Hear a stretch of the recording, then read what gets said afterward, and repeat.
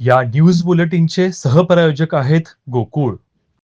क्रांतीनगर येथील कचरा कुंडीत सापडलेले नवजात बालक आता सुस्थितीत असून या बालकाची काळजी घेण्यासाठी जिल्हा शासकीय रुग्णालयाच्या डॉक्टरांची टीम कार्यरत आहे.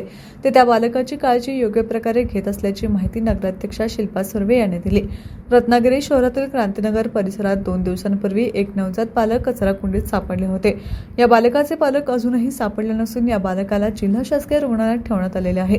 या नवजात बालकाची चौकशी करण्यासाठी रत्नागिरी नगर परिषदेच्या नगराध्यक्षा शिल्पा सुर्वे आणि त्यांच्या सर्व महिला नगरसेविका यांनी सोमवारी सायंकाळी जिल्हा शासकीय रुग्णालयात भेट देऊन डॉक्टर विनोद सांगवीकर यांच्याकडे या नवजात बालकाविषयी चौकशी केली. त्यावेळी डॉक्टर सांगवीकर यांनी नवजात बालकाचे वजन 2 किलो असून त्याची तब्येत आता चांगली असल्याचं सांगितलं.